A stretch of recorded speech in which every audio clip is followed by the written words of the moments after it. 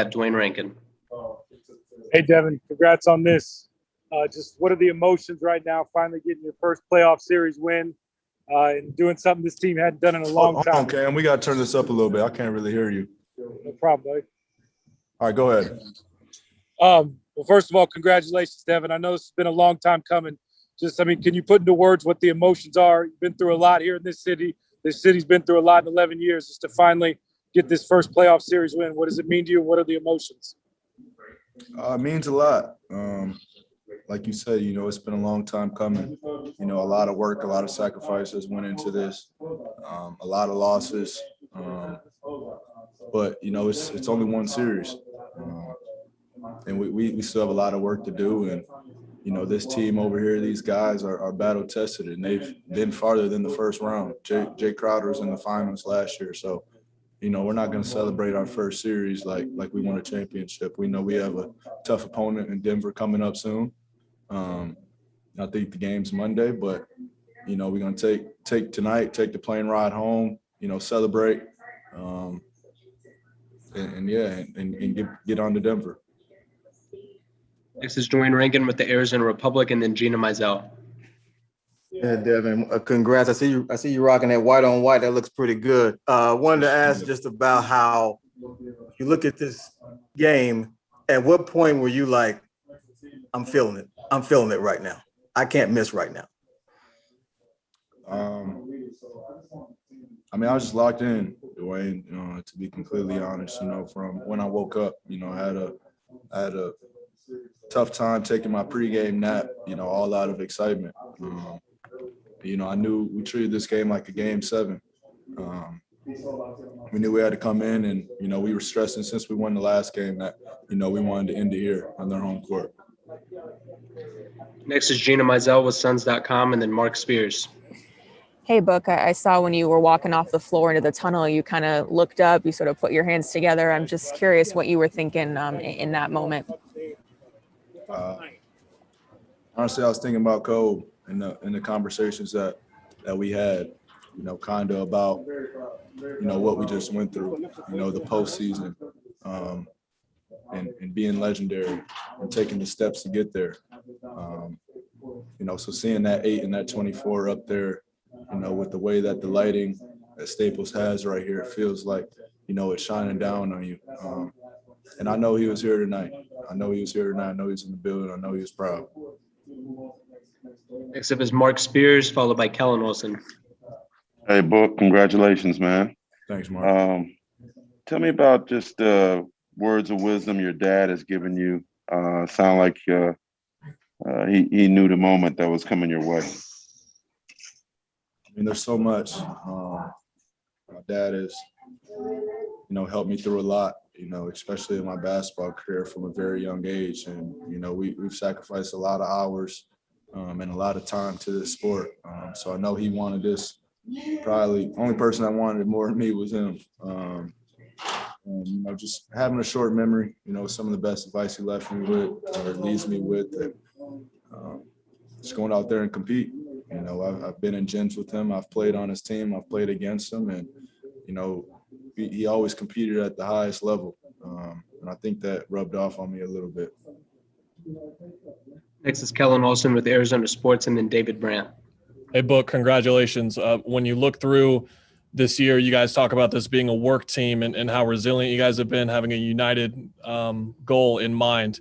When the Lakers were making a run, how easy was it for you to kind of link up with everyone and regain focus quickly to close it out here like you wanted to? We've been tested. This group has been tested this year. Chris has always preached to us during the year, these little moments during the regular season might not seem much, but they can lose you a game in the playoffs. So, just hearing that in the back of our head throughout the whole game and hearing them repeat it today, you just have an understanding that every possession matters. We knew they weren't going to give up. Even going into halftime up 20, we knew the game wasn't over. We knew they were going to, go out swinging. So we just want to stay on it, stay at them. They hit shots. I think they cut it to 10 or 11. But we stuck together, made the right plays, and everybody hit big shots. Next is David Bryant with the Associated Press, and then Anthony Slater. Hey, Devin, congratulations on the win. I know that, pretty much every NBA player thinks that when the chips are on the table in the biggest game of their professional career, they go out and score 47 points. But to actually go out and do it and play one of your best games, what's that feel like? How's that kind of help you? I don't know if vindication is the right word, but just kind of validate everything you worked for to come out and play your best in such a big game. I'm not in the business to, validate what, other person thinks of me, or what everybody else thinks of me. This game doesn't define me. I have a family. I have very close friends that I speak with every day. And to me, my relationship with them is more important than what anybody can say about me. So, I have a tunnel vision at goals that I want to reach. And, if I sit back and worry about validation from Billy Bob or whoever it is, that's taken away from my goal, and that's taken away, focus from, the real goal that's at hand for me and my family. Next is Anthony Slater with The Athletic, followed by Nick King. Yeah, Jay Crowder was mentioning earlier how he was impressed this season with the way you study the game. And then Monty was just talking about kind of the in-series adjustments you guys made. I was curious, when in your career did that part of the game, really, studying it, become a big thing for you? And then what do you think about your first, playoff series and how that part of the game is even increased when you're in this type of matchup? Yeah. It's been a long time. I've been a fan of the game for a really long time. I've always paid attention. I've always watched games all the way through, and not just the ones that are televised. I'm on League Pass faithfully, so I've dedicated my life to this game, and wouldn't want it any other way. But it did enhance during the playoffs. You hear about the playoffs through my first 5 years. People are like, it's all about adjustments. Every game has its own personality. Something's working one game, they're going to take that away the next. So just hearing that and being a student of the game and watching the playoffs in the past and having a really good understanding for that. Teams aren't going to let you do what you did last game. It's simple as that. So you have to find ways to improvise. You have to find little nicks and knacks to, find ways to get it done. And, we did that game to game. We had to make adjustments all the way throughout. So, I think my first playoff series was a great attest to that, of making adjustments and, every game just being totally different. Next is Nick King with Channel 3, Channel 5, and then Greg Moore. Devin, you were talking after last game about having fun with the fact that every next game is the most important game in the playoffs.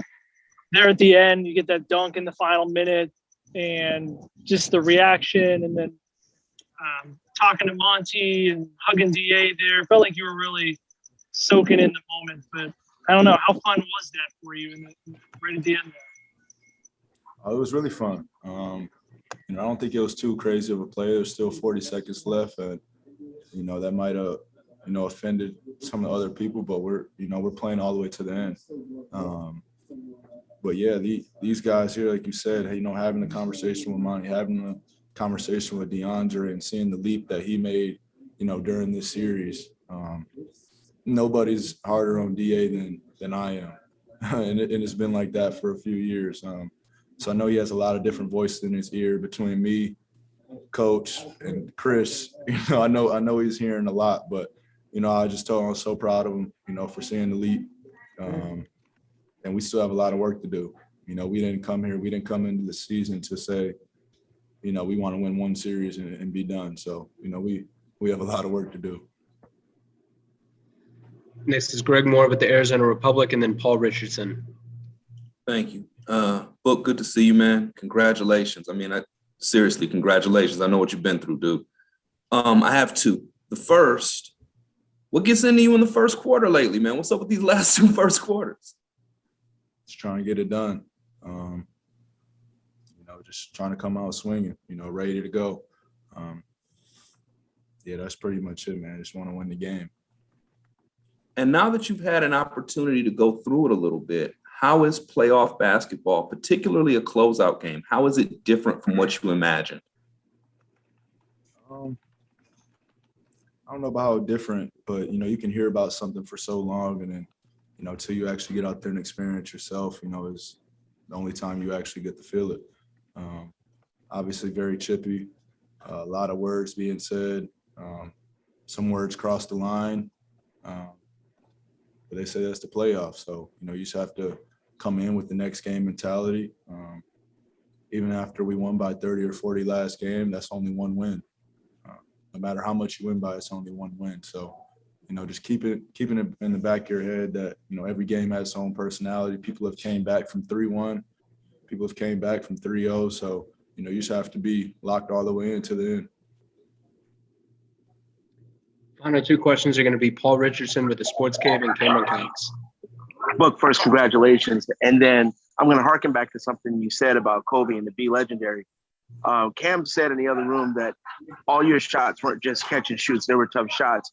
But I remember Kobe one time saying there's no such thing as a tough shot if you put in the work, and those are shots that you make all the time.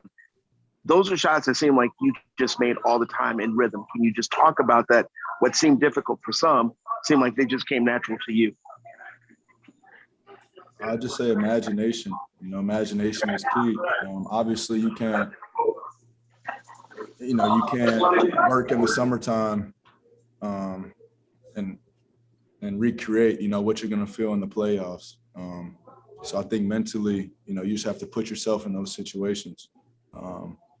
Put yourself in the last shot situation. Put yourself in a situation where people are going to be physical for you, and you're not going to get your first shot. So just keep an imagination like you're a kid, have fun with it, and just always be locked in. So when that moment comes, you're ready for it. Final question is Catherine Fitzgerald with the Arizona Republic. Hey, Buck. I'm sorry if you got asked about this already, but with Jay getting started so fast for you guys and you as well, just what did that quick start do to you guys for the rest of the game, and Jay in particular? I think, having a great start is always important. You don't want to be the team fighting uphill the whole entire game. So I think, in our first 3 games, we didn't have as good of starts as we wanted. But it's coming out. I think we communicated through the team, we can't be timid. That's not how we got to where we're at, a number 2 seed in the NBA. We just have to let it fly, trust our work that we've put in. And this group works top to bottom. I see it every day. So I think when coach said that to us, I think it was a game 4, stop being timid, let the ball fly, trust what we've been working on. And, it worked out well for us.